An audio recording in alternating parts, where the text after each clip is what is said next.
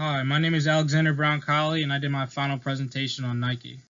Here we have some information on the sports fashion industry.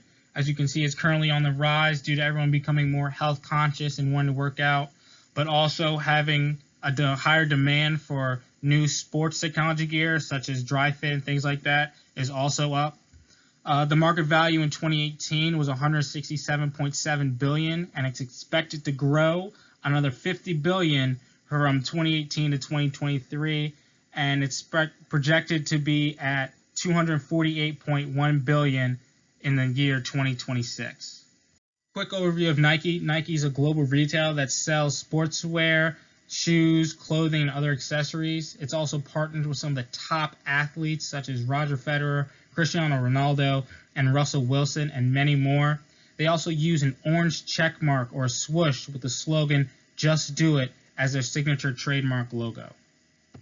Here we have some notable figures in Nike. We have Bill Bowerman and Phil Knight as co-founders, and their current CEO, John Donahue.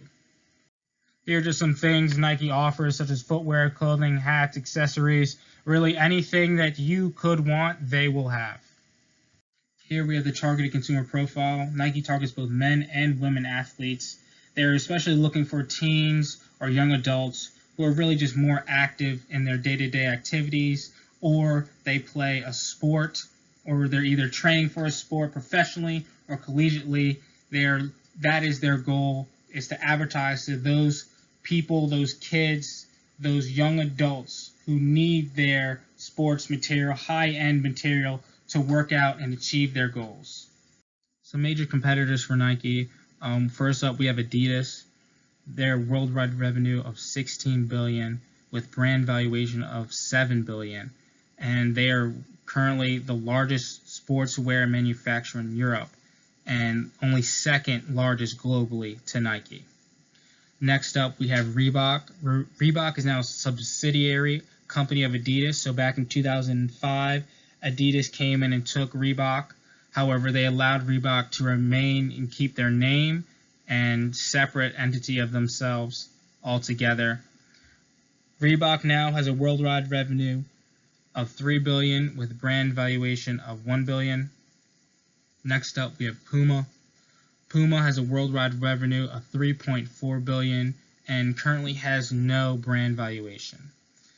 Fun fact about Puma, the founders of Puma and Adidas are brothers, and the story behind that is that they got into a fight, and instead of making up and working it out, they kind of, went their separate ways, and they broke off into two separate companies. Here we have the internal consumer behavior. Understanding how consumer behavior plays an integral part of the marketing process is important because this allows for companies to receive an accurate concept of how our consumers are behaving and reacting to different products. Next, we have perception. Perception is the way the consumer sees the company. If the consumer sees the company in a negative light, that could deter them from buying a piece of clothing or product if they have a negative view on the company.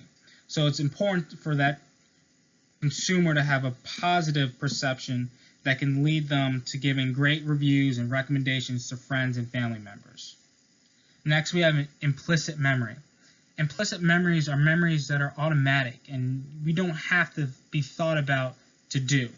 These memories can be activated by seeing different pictures and words that could trigger them. Next, we have intuition. Intuition is defined as a process that gives us the ability to know something without any real concrete reasoning behind it. So it's kind of like a gut feeling or a hunch, if you will.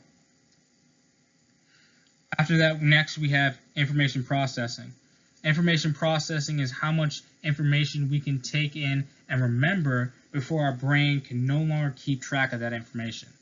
So the way the brain processes and interprets information is different, and it varies from person to person. So as a company, it is important to know this so that your advertisement for, say, a set person isn't completely different. It'd be almost impossible to try to make it so individualized that it reaches every person. Next, we have memory. Memory is defined as the means to which we can recall past experiences. So this is just how we store and retrieve information that is both important to us and unimportant to us. This is important because some of our past experiences can be used to solve future problems that you may now be facing. Next, we have categorization. Categorization is how businesses decide to group and pair different things in similarities. This type of grouping makes it easier for both the company and consumers to manage their material and easier for consumers to find it. So it just makes it a lot easier on both ends, both sides of the party to do this. Next, we have attitudes. Attitudes can be explained by the emotions, beliefs, and behaviors directed towards a person, place, or thing. In the sports fashion industry, making sure that a consumer has a positive attitude towards the company is important. Positive attitudes can be a critical factor for growing and expanding a successful business. If people and your customers have a positive attitude towards your business and a positive effect from your business, they are more likely to come back, shop with you, but also tell friends, family, loved ones, hey, I went to this great store, so it becomes free publicity. Here we have internal consumer behavior continued. First up, we have motivation. Motivation in marketing is something that is needed to increase the goals and activities that are set by the marketers. So motivation is what will make consumers drive or find a way to get their products and buy it from the stores. An example of this is TVs and radio ads. Those are prime ways that marketers try to inspire motivation from the consumers. Next, we have personal values. Personal values are things that our customers want to have, such as a comfortable lifestyle, along with also having something that can get them to their goals. So for them, we want Nike to be that product that is a bridge or a gateway between who they are and what they want to achieve to getting to that place of having what they want or what they want to achieve. So next up, we have personality. Personality is a combination of characteristics and qualities that form from a unique character. So this means that every consumer is different and not the same. A consumer's personality will influence how they react and respond to different marketing tactics. So some marketing tactics will hit a certain audience while it'll miss another, and it's just saying that really it's down to that set group that whether it'll miss or hit. Next, we have lifestyle. Lifestyle defines a pattern of consumption that reflects a person's choices and how they want to spend their time and money. So, we have people and consumers who have two very different lifestyles or similar lifestyles. And I think for Nike, they try to hit a lifestyle of those people who want to work out and who want to go exercise while also, having a sense of fashion and feeling like confident in themselves.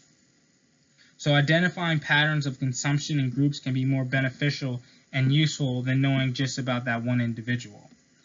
Knowing the demographics of your audience, such as their age, education, and income, can really help marketers create a more specific lifestyle and product-specific profiles for their clientele. Next up, we have emotional expressiveness. Emotional expressiveness can be conveyed through verbal and nonverbal cues, such as talking or your body language. Targeting these emotions is important because positive emotions can influence consumers and remembering the product and service. So this goes more to employees who are dealing with customers on a day-to-day basis. Having that positive, upbeat attitude really affects the consumer. It almost rubs off on them. So it's important that, that the staff and all the employees have that type of dedication and understanding and drive to show their support and love and commitment to helping all the different consumers. So next up, we have emotional intelligence. Emotional intelligence is the awareness and acknowledgement of one's emotions. As a company, we need to have an emotional intelligence that will allow us to market more precisely. So we have to be able to understand what is it that a customer is looking for. How can we better understand them? Learning what the customer is looking for and what could bring them in could help sell certain items faster. If we know that, hey, a lot of kids are emulating, their game off, Steph Curry, for example, we can say, oh, we'll have more gear styled more to Steph Curry and things like that.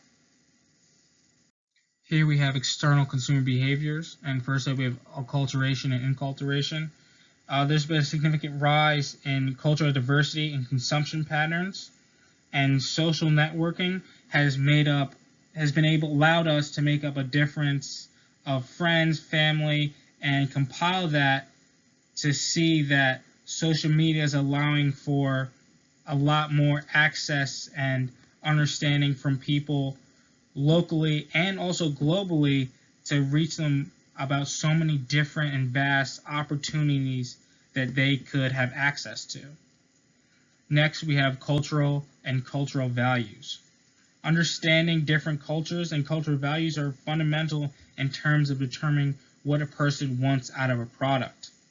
Culture can encompass different subcultures and religion and different in terms of demographics, language, ways of communication, values, and how we perceive the world.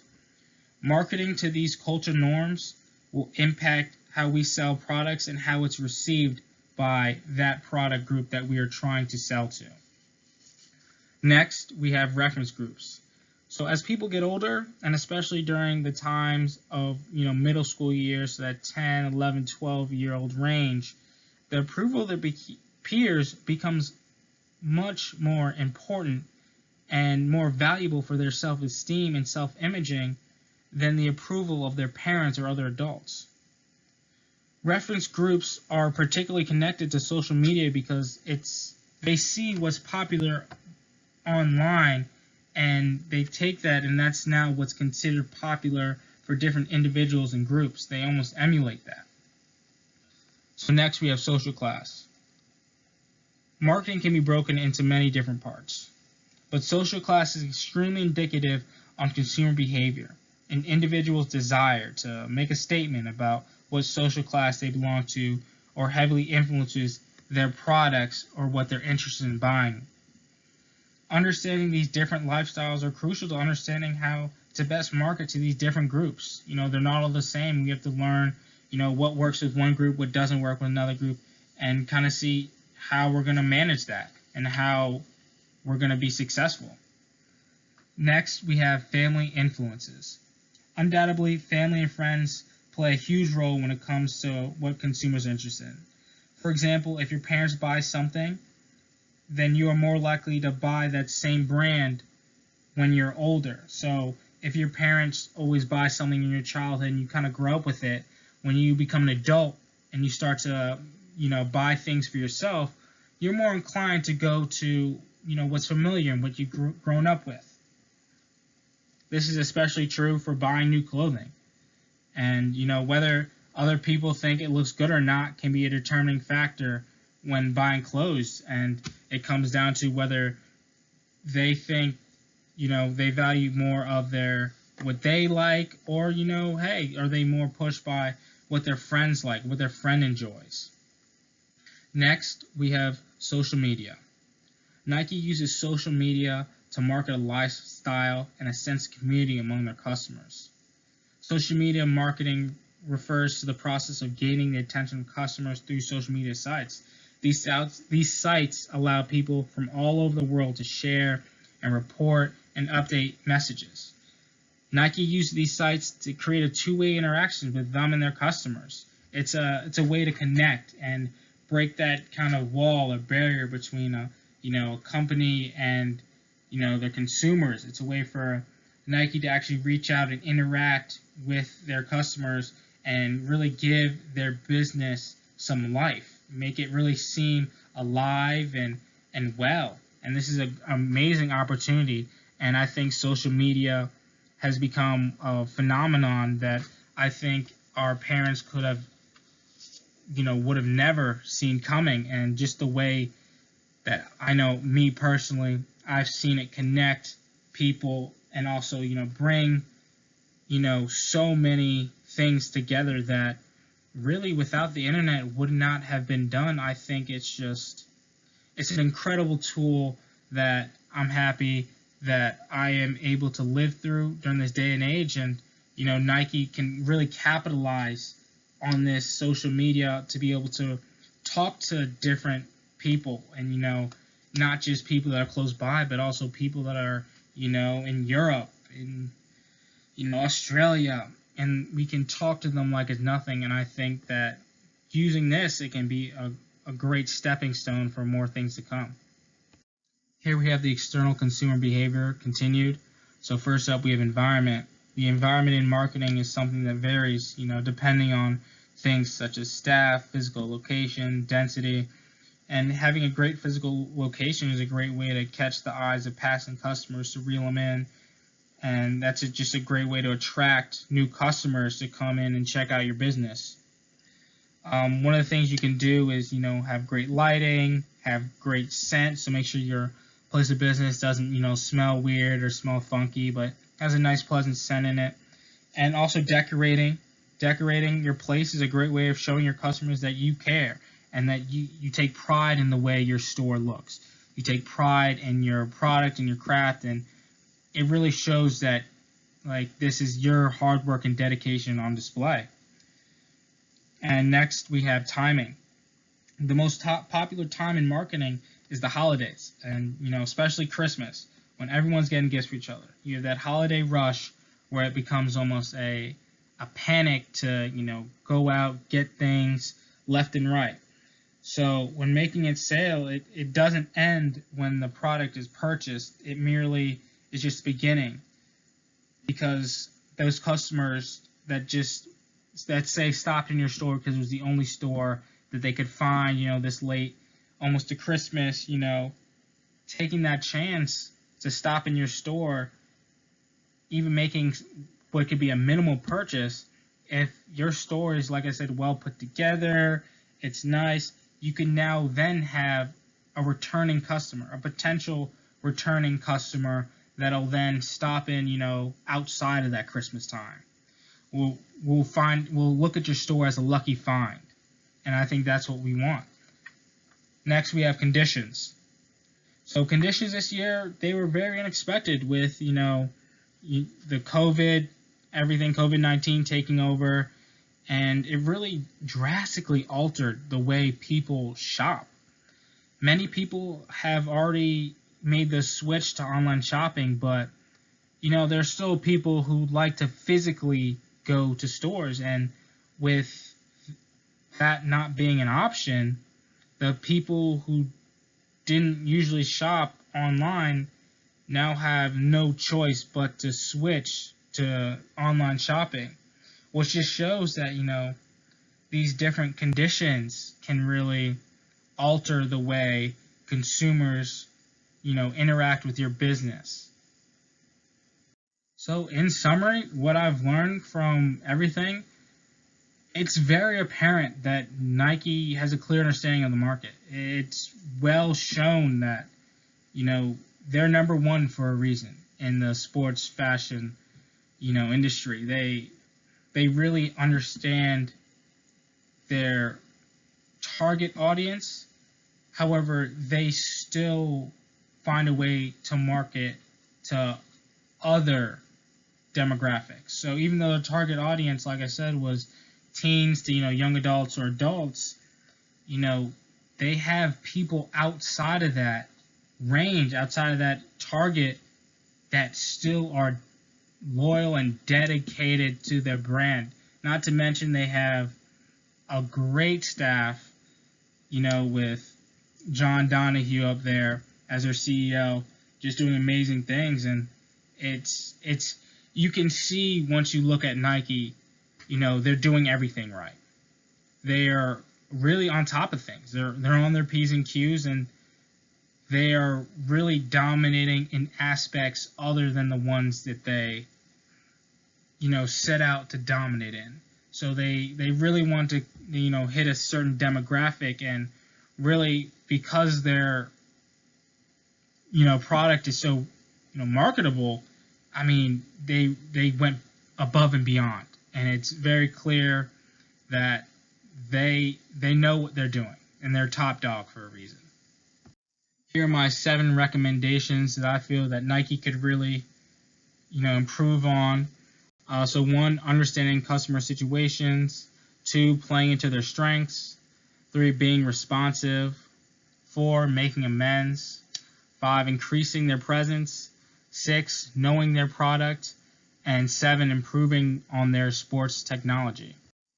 So here's our implementation plan for those 7 recommendations I had. So the first one of understanding customer situations. I think that especially with everything going on in the world right now and the state of it, I think it's very important for Nike to offer multiple solutions and, take this time to be very lenient with consumers because, we're in unprecedented times. No one really knows what to do, and I think that Nike reaching out to their consumers and, showing that, hey, we realize everything that's going on, we'll work with you. I think that's something that could really benefit them greatly. Next, play into their strengths. I think at this point, Nike is very well known. I think everyone knows Nike. You see that check or that swoosh, and you automatically assume Nike. And with that, I think they can cut back a little on their traditional advertisements. I'm talking like all their big TV ads and things like that, and really put more of that time and dedication into other things that, may not be doing as well. They can boost that because they don't need all that money to go to TV and all these ads, when in reality, people already know about Nike. They already know that, hey, this is a big company, all that. They don't need to waste all that time and effort on those traditional advertisement ways. And I'm not saying that they should cut out all traditional advertisements. I'm saying they should just cut back some. Next, I want Nike to be more responsive.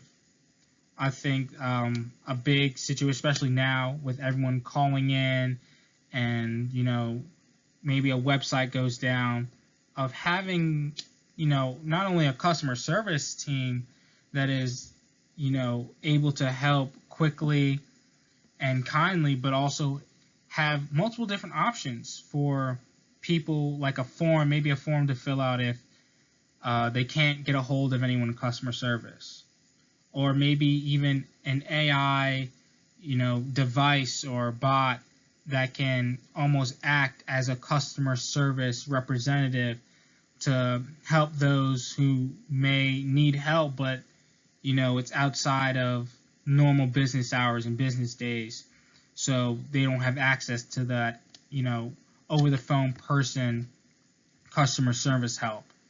So just be responsive and try your best to hear what your consumers are saying and what they want help with. Next, I said make amends. I think there's always been a lingering